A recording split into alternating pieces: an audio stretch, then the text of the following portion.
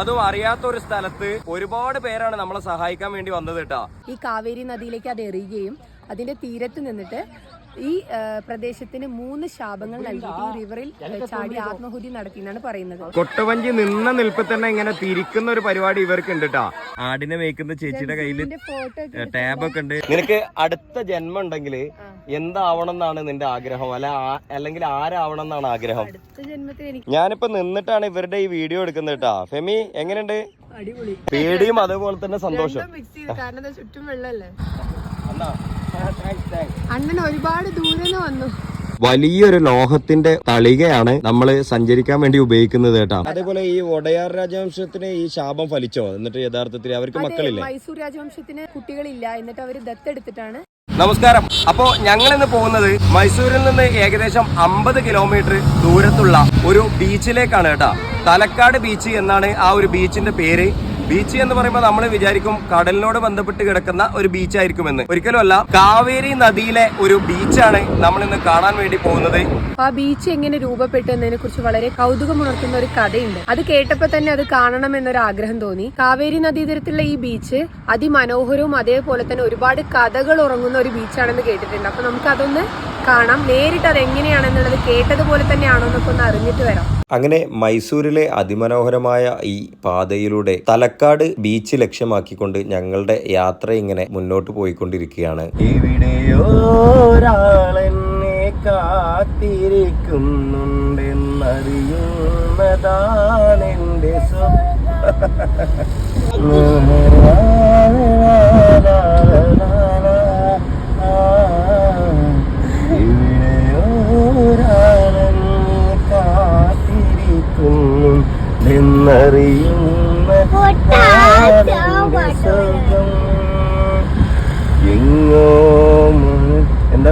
എങ്ങോ വഴി കണ്ണു മൂടാതെ നീയുണ്ടെന്നറിയുന്നതാണെന്റെ സ്വർഗം.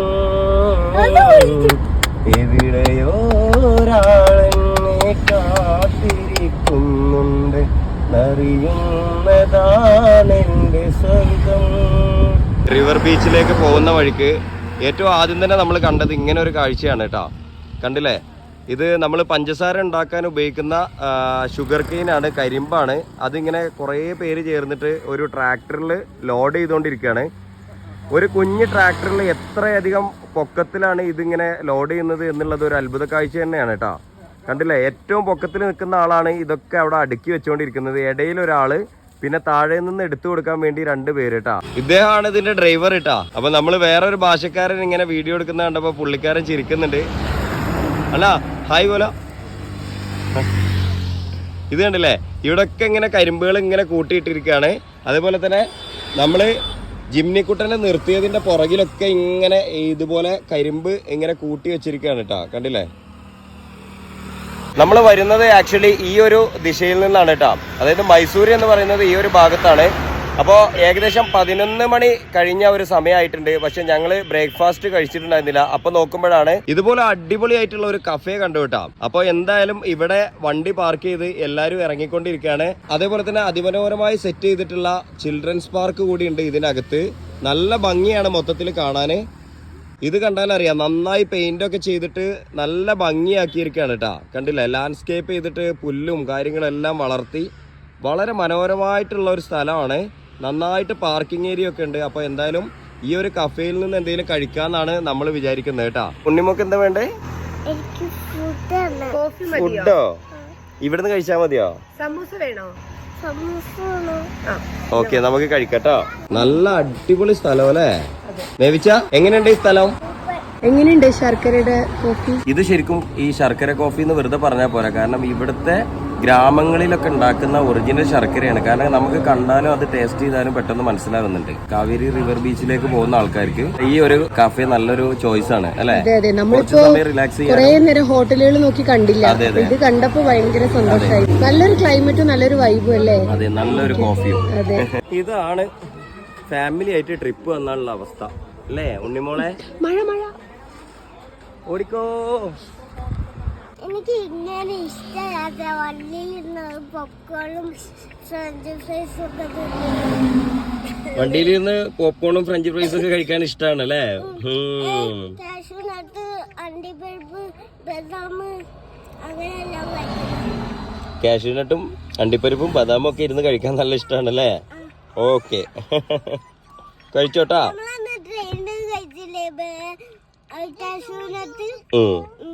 അതേപോലെ അല്ലേ?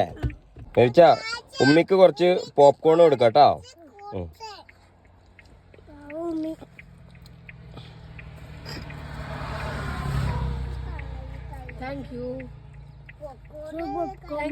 എത്ര മതിയാ? ഇത്ര മതി. എത്ര ഫെമി? നിനക്കിതാ പോപ്കോണ്. തൊപ്പി എന്റെ തൊപ്പിയിലാക്കരുതേ. പ്യൂമയാണ്, പ്യൂമ. അങ്ങനെ വളരെ ഹാപ്പിയായി ഞങ്ങളുടെ യാത്ര ഇങ്ങനെ മുന്നോട്ട് പോകവെയാണ് 8ന്റെ ഒരു പണി വന്ന് കിട്ടിയത് കേട്ടോ. കിലോമീറ്ററുകൾ എന്നൊക്കെ പറഞ്ഞതുപോലെ പരന്നു കിടക്കുന്ന ഈ അതിമനോഹരമായ നെൽപ്പാടം കണ്ടപ്പോൾ അതിന്റെ ഭംഗി ആസ്വദിക്കാൻ വേണ്ടി ഒന്ന് വണ്ടിയിൽ നിന്ന് ഇറങ്ങിയതായിരുന്നു. തിരികെ വണ്ടിയിൽ കയറി സ്റ്റാർട്ട് ചെയ്യാൻ വേണ്ടി ശ്രമിച്ച സമയത്ത് വാഹനം സ്റ്റാർട്ടാവുന്നുണ്ടായിരുന്നില്ല കേട്ടോ. എന്തായാലും പിന്നെ അവിടെ കണ്ട ഒരു കൺസ്ട്രക്ഷൻ സൈറ്റിലെ ഒരു ചേട്ടനെ വിളിച്ചു കൊണ്ടുവന്ന് വാഹനം തള്ളാൻ വേണ്ടി ഹെൽപ്പ് ചോദിച്ചിരിക്കുകയാണ്. അങ്ങനെ ആ പാവം ചേട്ടൻ തന്റെ ജോലിയൊക്കെ മാറ്റി വെച്ചുകൊണ്ട് നമ്മളെ സഹായിക്കാൻ വേണ്ടി വണ്ടിയുടെ അടുത്തേക്ക് എത്തിയിരിക്കുകയാണ് കേട്ടോ. പക്ഷെ ഇവിടെ ഒരു ചെറിയ കയറ്റം പോലുള്ള സ്ഥലമായതുകൊണ്ട് തന്നെ ചേട്ടൻ ഒരുപാട് സമയം അങ്ങനെ തള്ളി നോക്കിയിട്ടും വാഹനം സ്റ്റാർട്ട് ആവുന്നുണ്ടായിരുന്നില്ല. സാധാരണഗതിയിൽ ഒന്ന് കൈവച്ചാൽ തന്നെ സ്റ്റാർട്ട് ആവുന്നതാണ്. പക്ഷേ കയറ്റമായതുകൊണ്ട് തന്നെ ആ പാവത്തിനെ കൊണ്ട് ഒറ്റയ്ക്ക് അത് കഴിയുന്നുണ്ടായിരുന്നില്ല കേട്ടോ. പിന്നീട് ബൈക്ക് യാത്രികരായിട്ടുള്ള 1-2 നല്ല യുവാക്കൾ അവിടെ വണ്ടി നിർത്തുകയും ഞങ്ങളെ സഹായിക്കുകയും അങ്ങനെ വണ്ടി സ്റ്റാർട്ട് ആവുകയും ചെയ്തു കേട്ടോ. Thank you.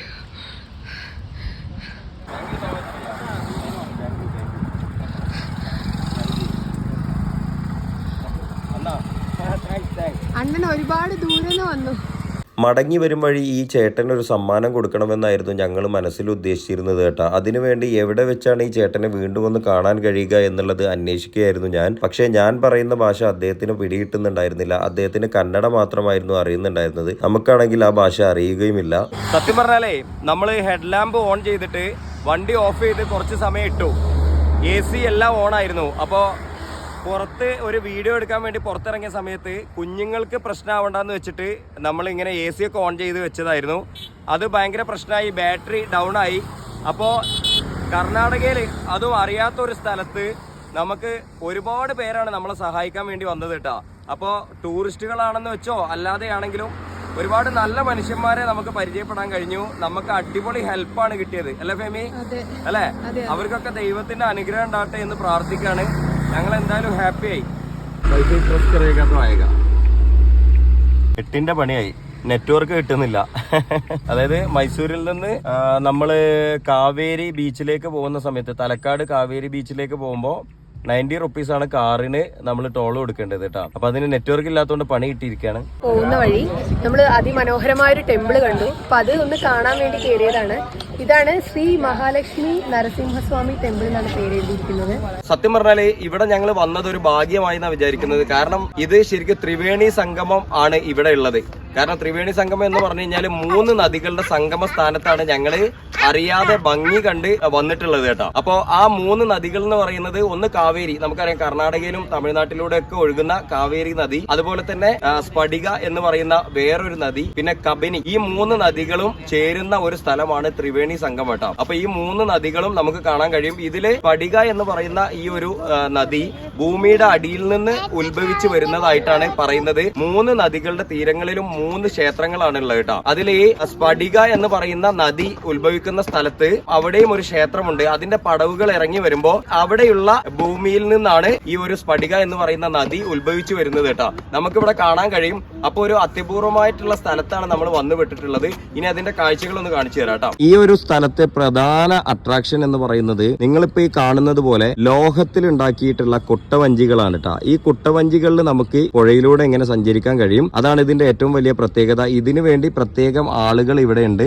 അവർക്ക് അവർ പറയുന്ന പൈസ കൊടുത്തു കഴിഞ്ഞിട്ടുണ്ടെങ്കിൽ നമുക്ക് 3 നദികളുടെയും സംഗമ സ്ഥാനമൊക്കെ നന്നായി കാണുന്ന തരത്തിൽ അങ്ങനെ ഒരു ടൂറിസത്തിന്റെ ഭാഗമായിട്ടുള്ള ഒരു ഓപ്ഷൻ കൂടി ഇവിടെ ഉണ്ട്. ഇത് കണ്ടില്ലേ, നിങ്ങളിപ്പോ ഈ കാണുന്നത് പോലെ വലിയൊരു ലോഹത്തിന്റെ ഒരു തളികയാണ് നമ്മൾ സഞ്ചരിക്കാൻ വേണ്ടി ഉപയോഗിക്കുന്നത് കേട്ടോ. ആ ഒരു വടി വെച്ചിട്ടാണ് ഇങ്ങനെ ഇവര് തുഴഞ്ഞിട്ട് ഇത് കൊണ്ടുപോകുന്നത്. എന്തായാലും ഞങ്ങള് ഫാമിലി ആയിട്ട് ഈ ഒരു യാത്ര ചെയ്യാൻ വേണ്ടി പോവാണ് കേട്ടോ. 300 രൂപയാണ് അവർ പറഞ്ഞിട്ടുള്ളത്. നോർത്ത് ഇന്ത്യയിലേത് കഴിഞ്ഞാൽ പിന്നെ കുംഭമേള നടക്കുന്ന ഒരു സ്ഥലം കൂടിയാണ് ഈ ഒരു ത്രിവേണി സംഗമം എന്ന് പറയുന്നത്. ഓരോ വർഷത്തിലും ഫെബ്രുവരി മാസത്തിലാണ് ഇവിടെ കുംഭമേള നടക്കുന്നത് എന്നാണ് പറയപ്പെടുന്നത് കേട്ടാ. അപ്പൊ ഇവിടുത്തെ ആളുകൾ പറഞ്ഞുള്ള അറിവാണ് നമുക്ക്. നാം ക്യാ ആപ്കാ? മഹേഷ്. ഈ ചേട്ടനാണ് നമ്മളെ ഈ ഒരു ബോട്ടിൽ കൊണ്ടുപോകുന്നത് കേട്ടോ. ഇതില് ലൈസൻസ് നമ്പർ ഒക്കെ എഴുതി വെച്ചിട്ടുണ്ട്. ഇത് കണ്ടില്ലേ, നമ്പർ 20. ഒറ്റനോട്ടത്തിൽ പറക്കും തളികയെ അനുസ്മരിപ്പിക്കുന്ന തരത്തിലുള്ള വലിയൊരു തളികയാണ് കേട്ടോ ഇത്. ലോഹത്തിൽ നിർമ്മിച്ച ഇങ്ങനെ ഒരു കുട്ടവഞ്ചി ഞാൻ ആദ്യമായാണ് കാണുന്നത്. നിങ്ങൾ ആരെങ്കിലും ഇങ്ങനത്തെ ഒരു എക്സ്പീരിയൻസ് അനുഭവിച്ചിട്ടുണ്ടെങ്കിൽ നിങ്ങൾ അതൊന്ന് കമന്റിലൂടെ അറിയിക്കണേ. എന്തായാലും ഞാനും മെവിച്ചനുമായിരുന്നു ആദ്യമായി ഈ ഒരു പറക്കും തളികയിലേക്ക് കയറിയത്. പിന്നീട് ആ മഹേഷ് ചേട്ടൻ തന്നെ സഹായിച്ചുകൊണ്ട് ഉണ്ണിമോളയും നമ്മൾ അകത്തേക്ക് എത്തിച്ചു. പിന്നെ ഇതിന്റെ നടുവിലുള്ള ഈ ഒരു പെട്ടിയിലാണ് കേട്ടോ നമുക്കൊക്കെ ഇരിക്കാനുള്ള സ്ഥലം. കയ്യിൽ മൊയലച്ചനെ എടുത്തിട്ടുള്ളത് കൊണ്ട് തന്നെ ഫെമി വളരെയധികം പേടിച്ചുകൊണ്ട് തന്നെയാണ് ഇതിനകത്തേക്ക് കയറിയത് കേട്ടോ. വളരെയധികം സൂക്ഷിച്ചിട്ടായിരുന്നു കയറിയത്. എന്തായാലും വേറെ പ്രശ്നങ്ങളൊന്നും ഉണ്ടായില്ല. കാലുകൊണ്ട് അദ്ദേഹം ചെറുതായിട്ടൊന്ന് തള്ളുമ്പോഴാണ് ഇത് മുന്നോട്ട് ഇങ്ങനെ നീങ്ങി തുടങ്ങുന്നത് കേട്ടോ. ലോഹം കൊണ്ടുള്ള അടിഭാഗം എവിടെയോ തട്ടിയതുപോലുള്ള ഈ ഒരു ശബ്ദം ഞങ്ങളെ ചെറുതായിട്ടൊന്ന് പേടിപ്പിച്ചു കേട്ടോ. അപ്പൊ നമ്മൾ ഈ ക്ഷേത്രത്തിൽ നിന്ന് ഇങ്ങനെ അകന്നോണ്ടിരിക്കുകയാണ് കേട്ടോ. ഒരു വെറൈറ്റി ഒരു യാത്രയാണ് കേട്ടോ ശരിക്കും പറഞ്ഞാ അല്ലേ. ഞാനിപ്പോ നിന്നിട്ടാണ് ഇവരുടെ ഈ വീഡിയോ എടുക്കുന്നത് കേട്ടോ. ഫെമി എങ്ങനെയുണ്ട്?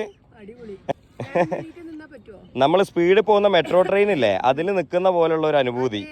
പക്ഷെ നീ നിന്നാ ഉറപ്പായിട്ടും വീഴും. വീഴും. കാരണം എന്താ വെച്ചാല് നമുക്ക് കുറച്ച്, അത് മാത്രല്ല എന്റെ കോൺഫിഡൻസ് എന്താണെന്നറിയോ? എന്റെ കോൺഫിഡൻസ് എന്താണെന്നറിയോ? ശരിക്കും പറഞ്ഞാല് എനിക്ക് നീന്താൻ അറിയാം, അതാണ്. എങ്ങനെയുണ്ട് എന്തായാലും എക്സ്പീരിയൻസ്? അല്ല, നമുക്ക് കാവേരി ബീച്ചിൽ ഇനി പോകേണ്ട ആവശ്യമുണ്ടാ ഇതേ എക്സ്പീരിയൻസിന്? അണ്ണാ ഈ കാവേരി ബീച്ചിലെയാ തലക്കാട് അത് ಎಷ್ಟು കിലോമീറ്റർ? കാവേരി നദിയിലൂടെയാണ് ഇപ്പൊ നമ്മൾ സഞ്ചരിച്ചുകൊണ്ടിരിക്കുന്നത്. നമ്മൾ സഞ്ചരിക്കുന്ന കുട്ടവഞ്ചിയുടെ ലൈസൻസ് നമ്പറാണ് ഇവിടെ എഴുതിയിട്ടുള്ളത്. പുള്ളിക്കാരന്റെ മൊബൈൽ നമ്പറൊക്കെ അവിടെ എഴുതി വെച്ചിട്ടുണ്ട്. പിന്നെ കന്നഡയിൽ ഏതാണ്ട് എഴുതി വെച്ചിട്ടുണ്ട് കേട്ടോ. ഇത് കണ്ടില്ലേ, ഈ ഒരു ദൂരെ നിങ്ങൾ ഈ പാലം കാണുന്നതാണ് കാവേരി നദി എന്ന് പറയുന്നത്. അവിടെ ഒരു ക്ഷേത്രമുണ്ട് അണ്ണാ. ആ ക്ഷേത്രം അഗസ്തേശ്വര ക്ഷേത്രം ആണ് ആ കാണുന്നത് കേട്ടോ. ഇപ്പൊ കാണുന്നത് കണ്ടില്ലേ, എല്ലാത്തിനും സ്റ്റെപ്പുകൾ ഉണ്ട്. ഇപ്പൊ കാവേരി നദിയിലേക്ക് ഇറങ്ങാൻ വേണ്ടിയിട്ട് ഇവിടെ ആ സ്റ്റെപ്പിലൂടെ ഇറങ്ങിയാൽ മതി. ഇനി നമ്മൾ കാണാൻ പോകുന്നത് ഭിക്ഷേശ്വര ക്ഷേത്രം എന്ന് പറയുന്ന ക്ഷേത്രമാണ് ദൂരെ നമ്മൾ കാണുന്നത്. ഇവിടെയാണ് ത്രിവേണി സംഗമം എന്ന് പറയുന്നത് കേട്ടോ. ഈ 3 നദികൾ ഇത് കണ്ടില്ലേ, ഈ 3 നദികൾ ഇങ്ങനെ സംഗമിക്കുന്ന സ്ഥലത്തിനാണ് ത്രിവേണി സംഗമം എന്ന് പറയുന്നത് കേട്ടോ. ചില സ്ഥലങ്ങളിലൊക്കെ വെള്ളം കുറവായതുകൊണ്ട് മണൽത്തിട്ടകൾ ഇങ്ങനെ പൊങ്ങി നിൽക്കുന്നുണ്ട്. നമുക്കത് ആദ്യ കാഴ്ചയിൽ ഇങ്ങനെ ഒരു ദ്വീപ് പോലെയാണ് തോന്നുക കേട്ടോ. കുട്ടവഞ്ചിയിലുള്ള ഒരു യാത്രക്ക് വേണ്ടിയിട്ടായിരുന്നു കാവേരി ബീച്ചിലേക്ക് പോകണം എന്ന് വിചാരിച്ചത്. പക്ഷേ കുട്ടവഞ്ചി യാത്രക്ക് ഇനി അത്ര പ്രസക്തി ഇല്ല എന്നാണ് തോന്നുന്നത്. കാരണം ഞങ്ങളിപ്പോ യാത്ര ചെയ്യുന്നത് തന്നെ കുട്ടവഞ്ചിയിലാണ് കേട്ടോ. പേടിയും അതോടൊപ്പം സന്തോഷം.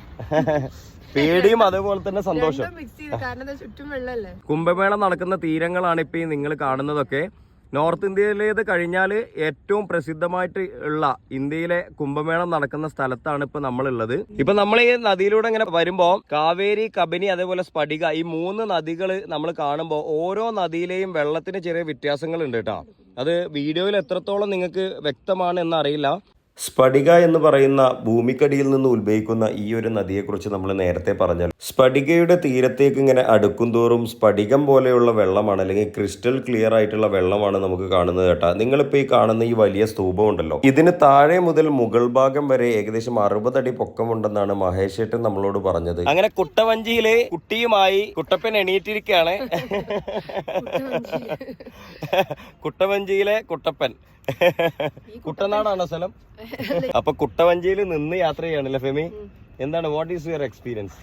ഞാന് ഇത് കേറുന്നതിന് മുമ്പ് ഭയങ്കര പേടിണ്ടായിരുന്നു, കേറി അബദ്ധാവൂന്ന്. നമ്മളന്ന് ഊട്ടിന്ന് മറ്റേ ലൈഫ് ജാക്കറ്റ് ഇല്ലാത്ത ഒരു ബോട്ട് യാത്ര നടത്തിയില്ലേ, അന്നത്തെ ഫീൽ ആയിരുന്നു കേറുമ്പോ. അന്ന് സംഭവം എന്താന്ന് വെച്ചാലേ, ഞാൻ അവളോട് പറഞ്ഞു എനിക്ക് നീന്തൽ അറിയാം, ഞാനിവിടെ മുങ്ങി പോവുകയാണെങ്കിൽ നീന്തി കരകയറും, നിന്റെ കാര്യം എന്തായിരിക്കും എന്ന് വെറുതെ തമാശ പറഞ്ഞതാ.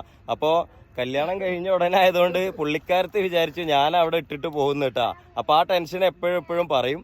പിന്നെ ഫെമി, ഈ ഒരു സന്തോഷ മുഹൂർത്തത്തിൽ ചോദിക്കാം, നിനക്ക് അടുത്ത ജന്മം ഉണ്ടെങ്കിൽ എന്താവണം എന്നാണ് നിന്റെ ആഗ്രഹം?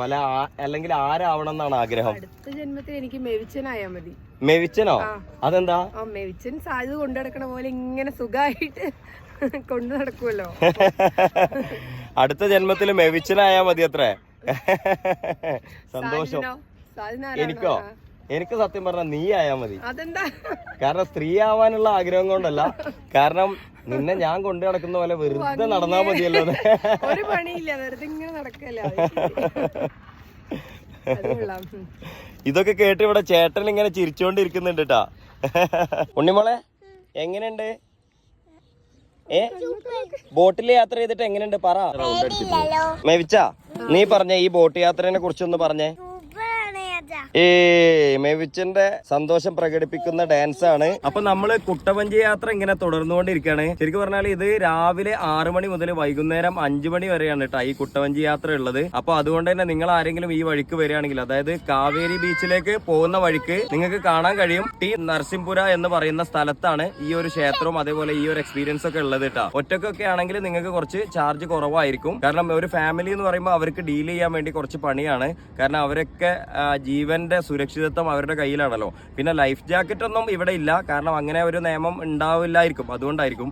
അപ്പൊ നമ്മൾ സൂക്ഷിച്ചിട്ട് വരാം. കുട്ടവഞ്ചി യാത്രയൊക്കെ കഴിഞ്ഞ് വരുന്ന സമയത്ത് നമുക്ക് വിശപ്പടക്കാൻ വേണ്ടി പാനിപൂരി കടകളുടെയും മറ്റുമൊക്കെ നീണ്ട നിര തന്നെ ഇവിടെ കൊടുത്തിട്ടുണ്ട് കേട്ടോ. എന്തായാലും കുട്ടവഞ്ചി യാത്രയൊക്കെ കഴിഞ്ഞ് ഞങ്ങൾ നേരെ പോയത് പെട്രോൾ ഫില്ല് ചെയ്യാൻ വേണ്ടി ഒരു പെട്രോൾ പമ്പിലേക്കായിരുന്നു കേട്ടോ. അവിടെ ചെന്നപ്പോൾ ഒരു ലേഡി ആയിരുന്നു സ്റ്റാഫായിട്ട് അവിടെ ഞങ്ങൾക്ക് പെട്രോൾ ഫില്ല് ചെയ്ത് തരാനുണ്ടായിരുന്നത്. ശ്രദ്ധിച്ചൊന്ന് നോക്കിയപ്പോൾ അവർ വലിയ എന്തോ വിഷമത്തിലിരിക്കുന്നത് പോലെയാണ് ഞങ്ങൾക്ക് തോന്നിയത്. എന്തായാലും അത് കണ്ടപ്പോൾ ഞങ്ങൾ അവരോട് കുറച്ച് വിശേഷങ്ങളൊക്കെ ചോദിക്കുകയും മറ്റുമൊക്കെ ചെയ്തപ്പോൾ പിന്നെ അവർ ഭയങ്കര ഹാപ്പി ആയിരുന്നു ഞങ്ങൾ പോവാൻ നേരത്ത്.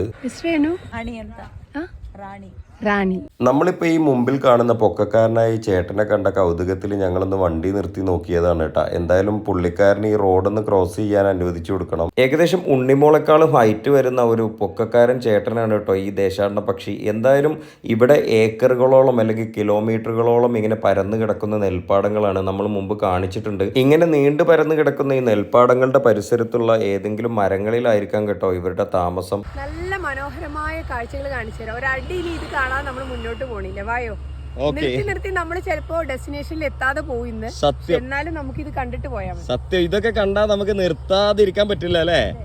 പാടത്തേക്കൊക്കെ ഇറങ്ങി പോകുന്നുണ്ട്. ഓ, ആറ്റുവഞ്ചികൾ ഇങ്ങനെ മനോഹരമായിട്ട് അതിര് തീർത്തിട്ടുള്ള പാടം അല്ലേ. അതുവരെ പോവാൻ പറ്റുമോ? ആ, പോവാലോ. വായോ, കാണുന്നിടത്തൊക്കെ കേറി പോവാണ് പുള്ളിക്കാരത്തി. ഈ നെല്ലാണല്ലോ അല്ലേ നമ്മളിലേക്ക് എത്തുന്നത്. അതെ, നമ്മള് ഇത് എന്തെല്ലാം പ്രോസസ്സ് കഴിയണല്ലേ ഇനി നമ്മളിലേക്ക് എത്തുന്നത്. ശരിക്കും ഇവിടുത്തെ പാടത്തെ പാവപ്പെട്ട കൃഷിക്കാര് കൃഷി ചെയ്തിട്ട് നമുക്ക് എത്തിച്ചു തരുന്ന സാധനം അല്ലേ. വിളവെടുത്തോണ്ടിരിക്കുക തോന്നുന്നു അവിടേക്ക്. അതെ അല്ലേ. ഇതില് സത്യം പറഞ്ഞാല് ഒരു വെറൈറ്റി കാഴ്ച കണ്ടു കേട്ടോ. കാരണം എന്താ വെച്ചാല് ആധുനികമായിട്ടുള്ള യന്ത്രങ്ങളും അതേപോലെ തന്നെ ഒപ്പം ഒരേ സമയം തന്നെ വിളവെടുപ്പ് നടത്തിക്കൊണ്ടിരിക്കുക. കാള പൂട്ടുന്ന അല്ലേ. ഇലയില്ലാത്തൊരു മരം കണ്ടോ, അതും അവിടെ ഒരു പക്ഷി, താഴെ ഒരു പശു, അവിടെ ഒരു മുത്തശ്ശി. ഇതെല്ലാം കൂടെ കാണുമ്പോ പണ്ടത്തെ ബാലരമയിലുള്ള പിക്ചർ പോലെ ഉണ്ടല്ലോ. ഈ പാടത്തിലേക്കുള്ള വെള്ളം ഈ കുഞ്ഞു തോട്ടിൽ നിന്നാണ് കിട്ടുന്നത് തോന്നുന്നു അല്ലേ. കാവേരി നദിയുടെ ഭാഗമായിരിക്കും എവിടെന്നെങ്കിലും, അറിയില്ല. നല്ല തണുത്ത വെള്ളമായിരിക്കും കണ്ടിട്ട് അല്ലേ. നമുക്ക് പക്ഷെ ഇറങ്ങാനുള്ള ധൈര്യമില്ല, കാരണം എവിടെങ്കിലും താഴ്ന്നു പോകുമെന്ന് അറിയില്ലല്ലോ. നല്ല തെളിഞ്ഞ വെള്ളമാണ്. പശുക്കൾക്കൊക്കെ കുടിക്കാനൊക്കെ ഇത് പറ്റുമായിരിക്കും. പിന്നെ അവരിപ്പോ ഒരു പശു ഇതിൽ ഇറങ്ങിയിട്ട് ഇങ്ങനെ കയറുന്നൊക്കെ നമ്മൾ കണ്ടു. മെയിൻ റൂട്ടിലൂടെ ഇങ്ങനെ സഞ്ചരിച്ചുകൊണ്ടിരിക്കുമ്പോഴാണ് വഴിയിൽ ഒരിടത്ത് ചെമ്മരിയാട്ടിൻ പറ്റത്തെ ഇങ്ങനെ മേയ്ക്കുന്ന ഒരു കാഴ്ച കണ്ടത്. തൊട്ട് നോക്കിക്കോ സംസം, തൊട്ട് നോക്കിക്കോ.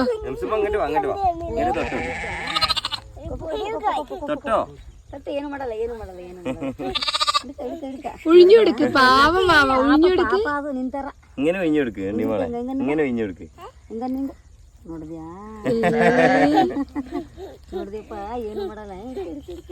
ആടുകൾ മേയ്ക്കുന്ന ഈ അമ്മക്ക് ഉണ്ണിമോളെ ഭയങ്കരമായിട്ട് ഇഷ്ടപ്പെട്ടു എന്നാണ് തോന്നുന്നത് കേട്ടാ. എന്തായാലും കന്നഡയിലാണെങ്കിലും എന്തൊക്കെയോ വിശേഷങ്ങൾ അവളോട് ഇങ്ങനെ ചോദിച്ചറിയുന്നുണ്ട്. അവളെ ഭയങ്കരമായിട്ട് ഇഷ്ടപ്പെട്ടതിന്റെ സൂചനയാണത്. നല്ല രസം, എങ്ങനെ എടുക്കാന്ന് ഒന്നിനെ എടുത്തു കുഞ്ഞു കുട്ടീനെ. അതിനിടയിലാണ് സർപ്രൈസിംഗ് ആയ ആ ഒരു കാഴ്ച ഞാൻ കണ്ടത് കേട്ടാ. ആടിനെ മേയിച്ചുകൊണ്ടിരിക്കുന്ന ആ അമ്മയുടെ കയ്യിൽ ഒരു ടാബ് ഉണ്ടായിരുന്നു. ആ ടാബിൽ ഞങ്ങളുടെ ഒക്കെ വീഡിയോ പകർത്തുകയായിരുന്നു കേട്ടോ. ആ ആ അമ്മ. എന്തായാലും അവരുടെ വീട്ടിലൊക്കെ കൊണ്ടുപോയി കാണിക്കാൻ വേണ്ടിയായിരിക്കാം ചിലപ്പോൾ അതിൽ പാട്ട് കേട്ടോണ്ടിരിക്കുന്ന സമയത്തായിരുന്നു ഞങ്ങൾ അവർക്കിടയിലേക്ക് ആദ്യമായിട്ട് കടന്നു വന്നത് കേട്ടാ. എന്തായാലും നല്ലൊരു കാഴ്ച തന്നെയായിരുന്നു ഇത്. നല്ല തണുപ്പുള്ള ഈ ഒരു കാലാവസ്ഥയിൽ പച്ചപ്പ് നിറഞ്ഞ ഈ ഒരു പുൽമേട്ടിൽ ആടുകൾ ഇങ്ങനെ മേഞ്ഞു നടക്കുകയും ആ ഒരു പശ്ചാത്തലത്തിൽ ഇവരിങ്ങനെ ഇടവേളയിലുള്ള ചായകുടിയിലൊക്കെ ഇങ്ങനെ മുഴുകിയിരിക്കുന്നത്. എന്തായാലും വഴിയിൽ ഇങ്ങനെ ഒരു ചെമ്മരിയാട്ടിൻ പറ്റത്തെ കണ്ടപ്പോൾ ഇറങ്ങി നോക്കാൻ തോന്നിയത് നല്ലൊരു തീരുമാനം തന്നെയായിരുന്നു കേട്ടോ. കാരണം ഫെമിയുടെയും കുട്ടികളുടെയും ഒക്കെ സന്തോഷം കണ്ടാൽ നിങ്ങൾക്കത് മനസ്സിലാവും.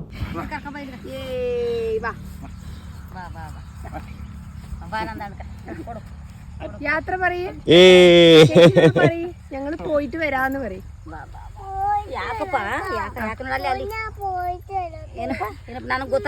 അതൊന്ന് പറഞ്ഞു കൊടുക്കുവോ? ഇല്ല, അവർക്ക് കന്നഡ മാത്രമേ അറിയുള്ളൂ. ബായിന്ന് പറഞ്ഞതാ. ചേച്ചിന്റെ കയ്യില് ടാബൊക്കെ ഉണ്ട് കേട്ടാ. ആടിനെ മേയ്ക്കുന്ന ചേച്ചിയുടെ കയ്യില് ടാബൊക്കെ ഉണ്ട്. ഉണ്ണിമോളുടെ ഫോട്ടോ എടുത്തിരിക്കുകയാണ്. അല്പനേരം മാത്രമാണ് അവരോടൊപ്പം ചെലവിട്ടതെങ്കിലും അവരോട് യാത്ര പറഞ്ഞിറങ്ങുമ്പോൾ വലിയൊരു സങ്കടമായിരുന്നു കേട്ടോ മനസ്സിലുണ്ടായിരുന്നത്. തലക്കാട് ബീച്ചിലേക്കുള്ള തുടർന്നുള്ള യാത്രയിലും വീണ്ടും ഞങ്ങളെ സ്വാഗതം ചെയ്തത് ഒരു വലിയ ആട്ടിൻപറ്റമായിരുന്നു കേട്ടോ. ഇതിൽ ചെമ്മരിയാടുകളും അല്ലാത്ത സാധാരണ ആടുകളും ഒക്കെ ഉണ്ടായിരുന്നു. മാത്രവുമല്ല ഇതിനിടയിൽ ഇങ്ങനെ ചെറിയ കഴുതക്കുട്ടന്മാരെയൊക്കെ കാണാനുണ്ടായിരുന്നു കേട്ടോ. എന്തായാലും ഒരാൾ മാത്രമായിരുന്നു ഇത്രയും വലിയൊരു ആട്ടിൻപറ്റത്തെ നിയന്ത്രിച്ചിരുന്നത് കേട്ടോ. ഞങ്ങൾ ഈ ആട്ടിൻപറ്റത്തെ കണ്ട ഈ ഒരു പാലവും ഒരു കൗതുകം ഉണർത്തുന്ന കാഴ്ചയായിരുന്നു കേട്ടോ. സാധാരണയായി പാലങ്ങളുടെ കൈവരികളായി കാണുന്ന വലിയ വലിയ ഭാഗങ്ങളൊന്നുമില്ലാതെ ചെറിയ കുപ്പികൾ കമഴ്ത്തി വെച്ചതുപോലെയുള്ള ഒരു പ്രത്യേക ഭാഗം കൊണ്ടാണ് ഇതിന് കൈവരിയായി നിർമ്മിച്ചിട്ടുള്ളത് കേട്ടോ. എന്തായാലും കാവേരി ബീച്ചിനോട് തൊട്ടടുത്തെത്തിയിരിക്കുകയാണ് നമ്മൾ അവസാനം. അപ്പോൾ ഇവിടെ ഒരാൾ ഇങ്ങനെ നിൽക്കുന്നത് ഇവിടേക്ക് കയറാനുള്ള ഒരു എൻട്രി ഫീസ് വാങ്ങിക്കുന്നതിന് വേണ്ടിയായിരുന്നു. വെറും 20 രൂപയാണ് ഇങ്ങോട്ടുള്ള എൻട്രി ഫീ. ഞങ്ങൾ കാവേരി ബീച്ചിന്റെ തൊട്ടടുത്ത് എത്തുമ്പോഴേക്കും ഏകദേശം വൈകുന്നേരം 5 മണി ആയിട്ടുണ്ടായിരുന്നു കേട്ടോ. 5:30 വരെയാണ് കുട്ടവഞ്ചി യാത്രയൊക്കെ ഈ ഒരു ബീച്ചിൽ അനുവദിച്ചിട്ടുള്ളത്. എന്തായാലും ഇവിടെ ഒരു മുത്തശ്ശൻ ഇങ്ങനെ റോഡരികിൽ ഇരുന്നു കൊണ്ട്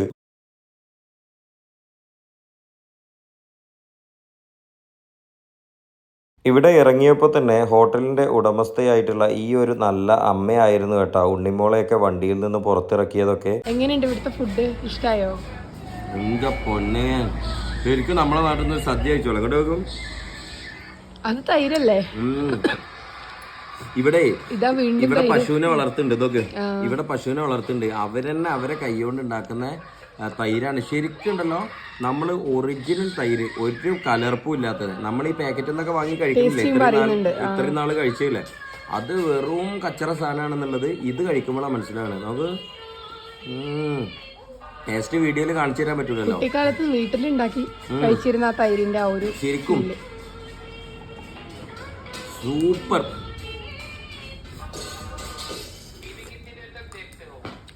കുറച്ചുകൂടെ റൈസ് ഇട്ടൊന്നാ മതിയായോ? മതിയായിട്ടല്ല, ഉറക്കം വരും ഡ്രൈവ് ചെയ്യുമ്പോ. തണുപ്പല്ലേ. ഇത് അവരുടെ ഒരു കുഞ്ഞു തൊഴുത്താണ്. ഈ തൊഴുത്തില് അവർക്ക് പശുക്കളുണ്ട്, അതിന്റെ കുഞ്ഞുങ്ങളാണത്. അപ്പോ ഇവര് കാരണമാണ് ഇപ്പൊ നമുക്ക് നല്ല തൈര് കിട്ടിയത്. പശുവിനെ വളർത്തുന്നതുകൊണ്ട് അതിനുള്ള വൈക്കോലുകൾ അതേപോലെ ചാണകമൊക്കെ അത് അവിടെ കിടക്കുന്നുണ്ട്. അപ്പൂപ്പൻ ഇങ്ങനെ കഷ്ടപ്പെടുന്നത് കണ്ടിട്ടാണ് അമ്മൂമ്മയും അതേപോലെ തന്നെ പാത്രങ്ങളൊക്കെ കഴുകാനൊക്കെ ഇരുന്നിരിക്കുകയാണ്. അത് കണ്ടിട്ടാണ് അവൻ പറഞ്ഞത് കേട്ടാ. ശരിമാ, ടാറ്റ. പോകുന്ന വഴിയിൽ ഞങ്ങൾ കണ്ടൊരു കാഴ്ചയായിരുന്നു കേട്ടോ. കാട്ടുപന്നിക്കുട്ടന്മാർ ഇങ്ങനെ വിഹരിച്ചുകൊണ്ടിരിക്കുന്ന ഒരു സ്ഥലമായിരുന്നു ഇത്. കുറെ ചപ്പുചവറുകൾക്കിടയിലാണ് അവരുടെ ജീവിതം. എന്തായാലും ഞങ്ങളെ കണ്ടപ്പോൾ ഓടി ഒളിച്ചു കേട്ടോ അവര്. ഇവിടെയാണ് കേട്ടാ വണ്ടി പാർക്ക് ചെയ്തിരിക്കുന്നത്. അതിമനോഹരമായിട്ടുള്ള ഒരു വനപ്രദേശം പോലുള്ള ഒരു സ്ഥലം. ഇവിടെയാണ് നമ്മൾ വണ്ടി പാർക്ക് ചെയ്തിരിക്കുന്നത്. നമ്മൾ വരുമ്പോൾ തന്നെ കാണുന്ന ഒരു കാഴ്ചയാണിത്. ഇവിടെ ഇങ്ങനെ കുഞ്ഞു കുഞ്ഞു കടകളിൽ പല സാധനങ്ങളും ഇങ്ങനെ വിൽക്കുന്നുണ്ട്. സാധാരണ ടൂറിസ്റ്റ് പ്ലേസുകളിലൊക്കെ കാണും പോലെ തന്നെ പാർക്കിങ്ങിനൊക്കെ ഇഷ്ടംപോലെ സ്ഥലങ്ങളുണ്ട് കേട്ടോ. ഈ ഒരു പ്രദേശങ്ങളിലൊക്കെ ഇങ്ങനെ പാർക്ക് ചെയ്യാൻ വേണ്ടിയിട്ട് അവർ അനുമതി കൊടുത്തിട്ടുണ്ട്. പിന്നെ വനത്തിനകത്തേക്ക് കയറി പോകുന്ന ഒരു വഴിയാണ് ഇപ്പൊ നിങ്ങൾ ഈ കാണുന്നത് കേട്ടോ. നമ്മൾ ഈ തലക്കാട് ബീച്ചിൽ എത്തുമ്പോൾ തന്നെ കാണുന്നത് ഇങ്ങനെ ഒരു കാഴ്ചയാണ് കേട്ടോ. കുറേ സ്കൂളുകളിൽ നിന്നുള്ള എക്സ്കർഷൻ വന്നിട്ടുള്ള കുട്ടികളുടെ ഒരു തിരക്കാണ്. ഇപ്പോൾ 5:30 കൂടിയിട്ട് ഇവിടുത്തെ ബോട്ടിങ്, ഇവിടുത്തെ പ്രധാന ആകർഷണമായിട്ടുള്ള ബോട്ടിങ് അവസാനിക്കും. അതായത് കൊട്ടവഞ്ചിയിലുള്ള യാത്ര അവസാനിക്കും. അപ്പോൾ അതുകൊണ്ടാണ് ഈ കുട്ടികളൊക്കെ ഇങ്ങനെ ഓടി പോകുന്നത് കേട്ടോ. ഇവിടുത്തെ സമയം അവസാനിക്കാൻ പോവാണ്. ഇതിന്റെ മുകളിലൂടെ ഇങ്ങനെ ഒരു പാലം വന്നുകൊണ്ടിരിക്കുന്നുണ്ട് കേട്ടോ. കൊട്ടവഞ്ചിയുടെ പ്രത്യേകത ഉണ്ടോ? അവരത് അവിടെ വെച്ച് റൗണ്ട് ചെയ്യിപ്പിക്കുന്നുണ്ട്. കൊട്ടവഞ്ചി നിന്ന നിൽപ്പിൽ തന്നെ ഇങ്ങനെ തിരിക്കുന്ന ഒരു പരിപാടി ഇവർക്ക് ഉണ്ട് കേട്ടോ. അതൊരു കൗതുക കാഴ്ച തന്നെയാണ്. യാത്രക്കാരോട് സമ്മതം ചോദിച്ചതിന് ശേഷമാണ് അവരത് അങ്ങനെ ചെയ്യുന്നത് കേട്ടോ. കണ്ടില്ലേ? നല്ല എക്സ്പേർട്ട് ആയിട്ടുള്ള ഒരാളാണ് ഇത് ചെയ്തുകൊണ്ടിരിക്കുന്നത്. ഇപ്പൊ നമുക്കറിയാം കരയിൽ നിന്ന് കുറച്ചധികം ദൂരത്താണ് ഇപ്പൊ ഈ സംഭവം നടക്കുന്നത് കേട്ടോ. നല്ലൊരു കാഴ്ചയാണ്. അതിലുള്ള കുട്ടികളൊക്കെ ഇങ്ങനെ തല കുനിച്ചിരിക്കുന്നുണ്ട്, കാരണം തല കറങ്ങുന്നോണ്ടായിരിക്കും.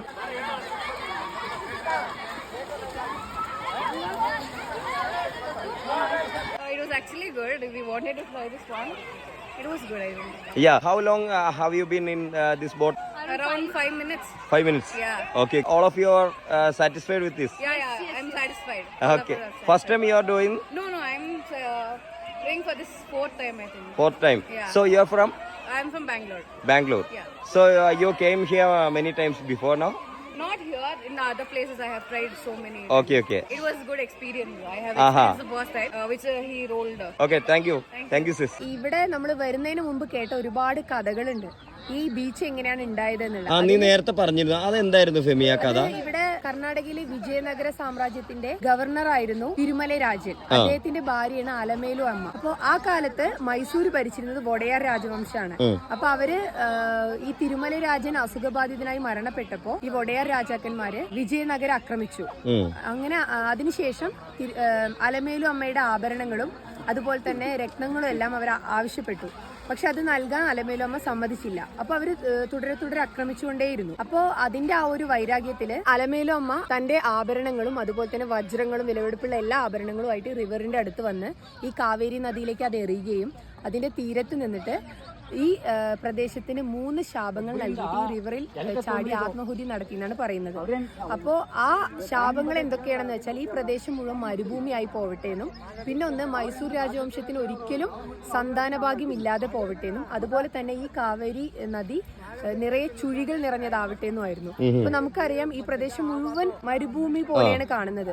അപ്പൊ ഇതിനടുത്തുള്ള പ്രദേശങ്ങളൊക്കെ മണ്ണ് നമ്മൾ കെട്ടിട നിർമ്മാണത്തിന് ഉപയോഗിക്കുമ്പോൾ ഇവിടെ മാത്രം അതിന് പറ്റുന്നില്ല. അതേപോലെ തന്നെ ഇവിടുത്തെ മണ്ണ് വളരെ ഹാർഡാണ്. സമീപ പ്രദേശങ്ങളൊക്കെ വളരെ സോഫ്റ്റ് മണ്ണാണ്. അത് എന്തുകൊണ്ട് അങ്ങനെ ആയിന്ന് ഇതുവരെ ആർക്കും കണ്ടെത്താൻ കഴിഞ്ഞിട്ടില്ല. അപ്പൊ അതെല്ലാം ഈ ശാപത്തിന്റെ ഫലമായിട്ടാണെന്നാണ് ഇവിടുത്തെ ആളുകൾ വിശ്വസിക്കുന്നതും. അത് പരമ്പരകളായിട്ട് തലമുറകളായിട്ട് അത് ആ കഥ കൈമാറി വരുന്നുണ്ട്.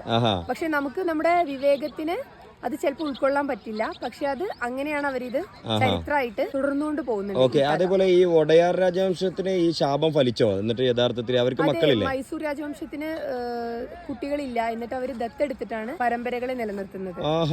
പിന്നെ അതുപോലെ തന്നെ ഇവിടെ നിറയെ ചുഴികളാണ്. ഇത് വളരെ മനോഹരമായൊരു നദീതീരം ബീച്ചാണ്. പക്ഷെ അതേപോലെ തന്നെ അപകടം നിറഞ്ഞതുമാണ്. വളരെയധികം നമ്മൾ സൂക്ഷിക്കേണ്ട ഒരു നദിയാണിത്, കാവേരി നദി. അപ്പൊ അതും ഈ അലമേലു അമ്മയുടെ ശാപം മൂലാണെന്നാണ് പറയുന്നത്. പിന്നെ ഈ പ്രദേശത്തിന്റെ വേറൊരു പ്രത്യേകത എന്താന്ന് വെച്ചാല് 30ഓളം അമ്പലങ്ങള് മണ്ണിനടിയിലുണ്ട്. അതിൽ 5 എണ്ണാണ് ഇവര് എക്സ്കവേറ്റ് ചെയ്ത് ആർക്കിയോളജി ഡിപ്പാർട്ട്മെന്റ് എക്സ്കവേറ്റ് ചെയ്ത് കണ്ടെത്തിയിട്ടുള്ളത്. അപ്പൊ അതിൽ തന്നെ നമ്മൾ 12 വർഷം കൂടുമ്പോൾ ഇവിടെ ഒരു പഞ്ചലിംഗ ദർശനം എന്ന് പറഞ്ഞിട്ടുള്ള ഒരു മഹോത്സവം നടത്താറുണ്ട്. അതിൽ ഈ 5 ശിവാലയങ്ങളിലും ഒന്നിച്ചാണ് ഈ ആഘോഷം മഹോത്സവം നടത്തുന്നത്. അപ്പൊ അതിന് ഇന്ത്യക്ക് അകത്തും പുറത്തു നിന്നുള്ള എല്ലാ വിശ്വാസികളും, അതായത് ഹിന്ദു ധർമ്മ വിശ്വാസികളുടെ ഒരു പ്രധാന തീർത്ഥാടന കേന്ദ്രം കൂടിയാണ് ഈ തലക്കാട് എന്ന് പറയുന്നത്. കാരണം ഇവിടെ ചുറ്റും നമ്മൾ വരുമ്പോ തന്നെ കണ്ടില്ല ഒരു ഒരുപാട് കൾച്ചറാണ് ഇവിടെ. പിന്നെ അതിമനോഹരമായ കൊത്തുപണികളും ശില്പഭംഗിയുള്ള ക്ഷേത്രങ്ങളാണ് ഇവിടെ മുഴുവൻ കാണാൻ പറ്റുന്നത്. അപ്പൊ എനിക്ക് തോന്നുന്നത് ഒരു 400 വർഷത്തോളം പഴക്കമുണ്ടാവും ഈ അമ്പലങ്ങൾക്കും ഈ കഥകൾക്കും ഒക്കെ എന്നാ തോന്നുന്നത്. പിന്നെ നമ്മള് പഠിച്ച ആ ഒരു ചരിത്രമല്ലേ, അത് ഏകദേശം നമ്മള് ഓരോ ഇന്ത്യയുടെ മാത്രമല്ല ഇന്ത്യക്ക് അകത്തുള്ള ഓരോ പ്രദേശങ്ങളുടെയും നമ്മൾ പഠിച്ചത് വെറും ഒരു ബുക്കിന്റെ ഒരു പേജോ അല്ലെങ്കിൽ ഒരു വരിയോ മാത്രമായിരിക്കും. ബാക്കിയുള്ളത് നമ്മൾ നേരിട്ട് ഈ സ്ഥലങ്ങൾ കാണുമ്പോൾ അവിടെയുള്ള ജനങ്ങളിൽ നിന്ന് എക്സ്പീരിയൻസ് ചെയ്യേണ്ടതാണ്. അങ്ങനെ നേരിട്ട് അറിയുന്ന ഒരുപാട് കാര്യങ്ങളുണ്ട്. അപ്പൊ ചിലപ്പോ അത് നമ്മൾ ചിന്തിക്കുമ്പോൾ ഉത്തരം കിട്ടാത്ത ഒരുപാട് ചോദ്യങ്ങൾ നമ്മുടെ മനസ്സിൽ തരും. പക്ഷെ എന്നാലും അത് നമ്മൾ ആ കാലഘട്ടത്തിലേക്ക് കൊണ്ടുപോകും.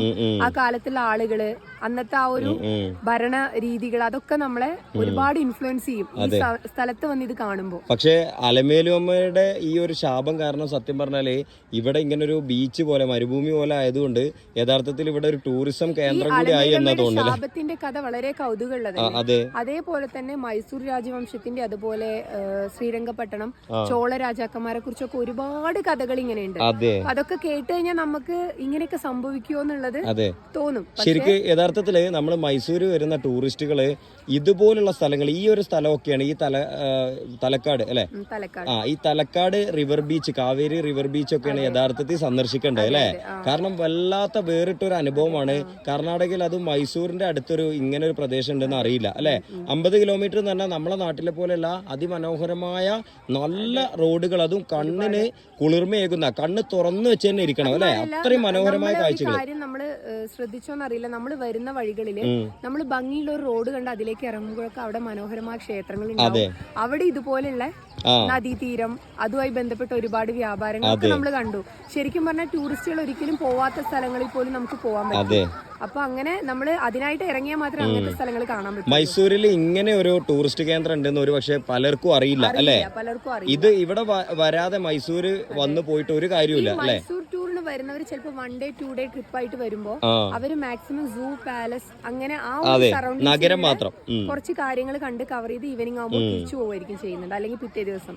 പക്ഷെ അവിടുന്ന് ഇത് ഏകദേശം 50 കിലോമീറ്റർ ഡിസ്റ്റൻസ്, പക്ഷെ വളരെ പെട്ടെന്ന് എത്തുന്നുണ്ട്. നല്ല റോഡാണ്, നല്ലൊരു ട്രാഫിക് ബ്ലോക്ക് ഇല്ല അല്ലേ. അതുകൊണ്ട് തന്നെ എന്തായാലും ഇവിടെ വരാൻ കഴിഞ്ഞത് വളരെയധികം സന്തോഷമായി. ഇനിയിപ്പോ ഇവിടെ ഉള്ള 5 അമ്പലങ്ങളാണുള്ളത്, പക്ഷെ അത് മുഴുവൻ കാണാൻ നമുക്കിപ്പോ പറ്റില്ല.